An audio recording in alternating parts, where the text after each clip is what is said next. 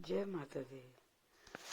सबसे पहले तो मैं आपसे ये कहना चाहती हूँ कि चैनल पे नए हो तो लाइक और सब्सक्राइब जरूर करना। अब सुनिए आगे की कहानी बद्रीनाथ धाम की चौथे भाग की। अब हमने भी आलू के पराठे खाए और अपने रूम में चले गए। वहाँ पर हमने थोड़ा कीर्तन भजन किए। करीब 12 बज गए थे रात्रि के। फिर हम सब सोने चले गए क्योंकि सुबह 4 बजे श्री बद्रीनाथ जी के मंदिर में जाना था। सुना था वहाँ पर गर्म पानी के कुंड हैं। सुबह उठकर बद्रीनाथ जी के मंदिर की ओर चले। जब मंदिर के सामने गए तो देखा कि कुंडों से ऐसा धुआं आ रहा था जैसे कोई लकड़ी जला रहा होगा। ऐसा उबलता हुआ पानी। जब हम उन कुंडों के पास पहुंचे देखा सब उस उबलते पानी में नहा रहे थे। बद्रीनाथ भगवान का यह चमत्कार देखकर हैरान हो गए। इतने गर्म पानी में भक्त नहा रहे हैं। सुना तो था कि चावल की पोटली बांधकर इस कुंड में डाल दो, वो चावल पक जाता है। पर आज देख भी लिया, पर जो बिना डरे पानी के अंदर जाते हैं उसका मन तृप्त हो जाता है। यही भगवान भोलेनाथ की शक्ति है। हम सभी भी कुंड के अंदर गए और 2-3 डुबकी लगाई। मन को बड़ी शांति मिली। फिर हम जल्दी जल्दी भगवान बद्रीनाथ जी के दर्शन के लिए लाइन में खड़े हो गए। लाइन बहुत लंबी थी।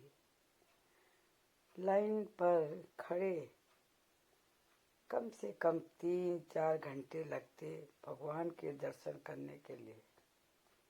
हम सब शांति से खड़े थे। कोई पीछे से आया और लाइन के बीचों बीच क्रॉस करके आगे चले गया।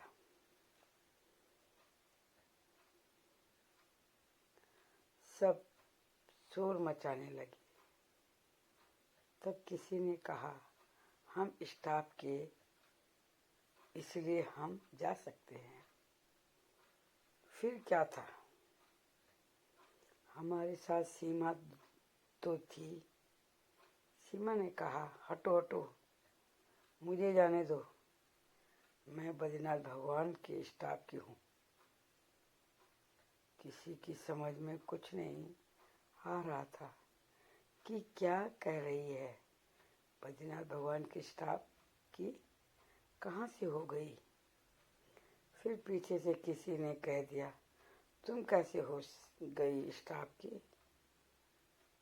जाने दो, जो अभी गए थे वो अभी स्टाफ के तो थे, तो हम क्यों नहीं हो सकते स्टाफ के।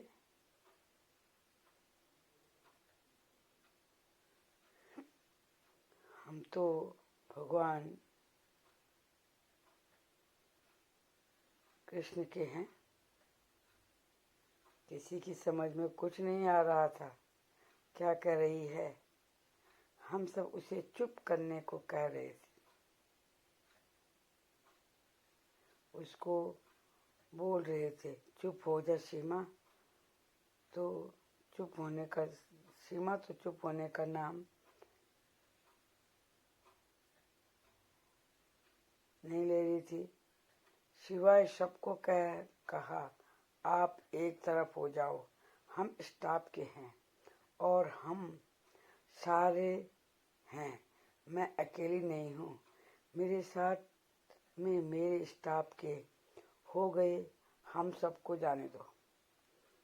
अभी इस तरह हम अंदर भगवान के दर्शन के लिए चले गए।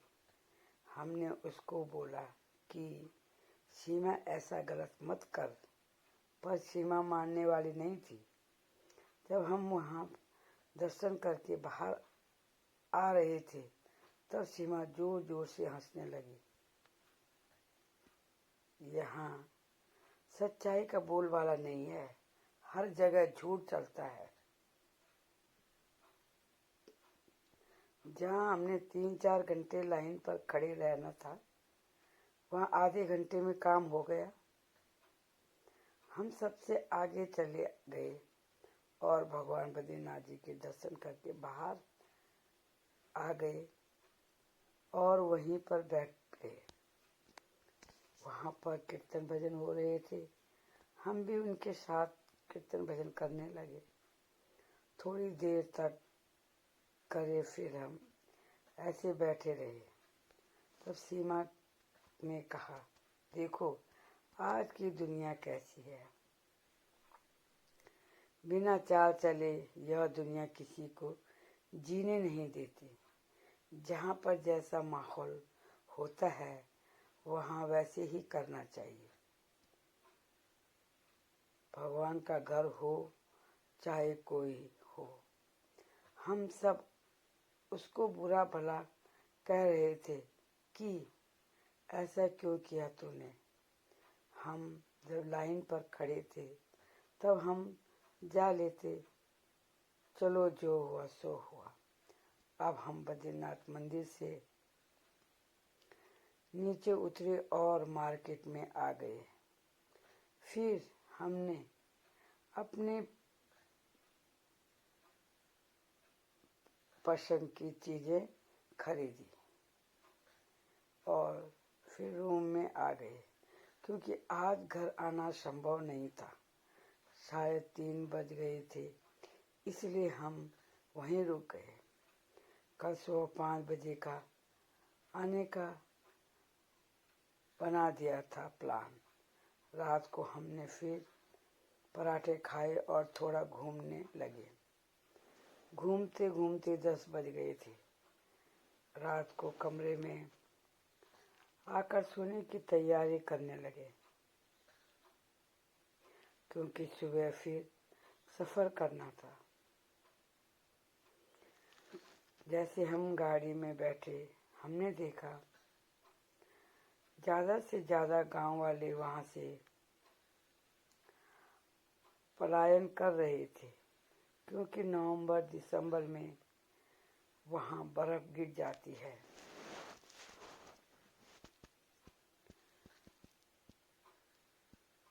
इसलिए वहाँ कोई नहीं रहता है, सिर्फ फौजी भाई वहाँ रहते हैं।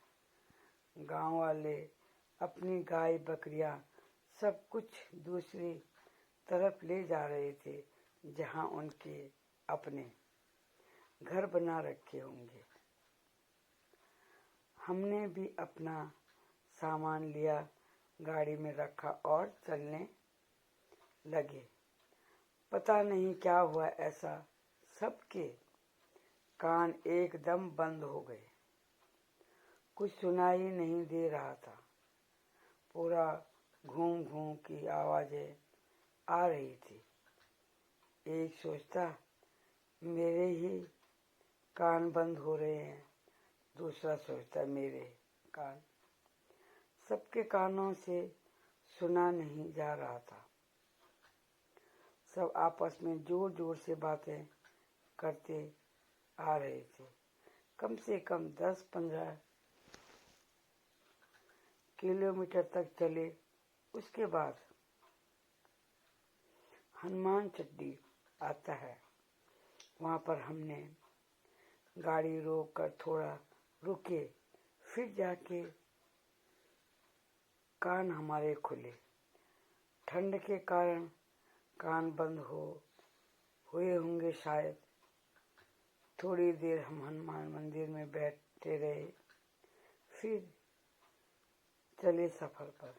जल्दी से जल्दी घर पहुंचना था। सुबह 5 बजे चले थे तो कुछ नाश्ता नहीं किया था। अब थोड़ा भूख भी लगने लगी थी। चाय का भी समय हो रहा था, इसलिए पेट में उथल पुथल हो रही थी।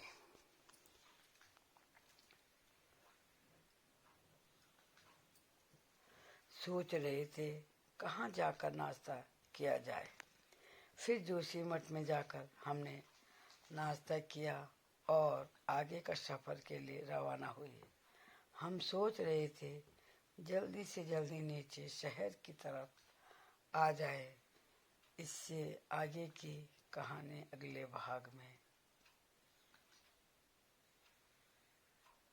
नमस्कार, धन्यवाद।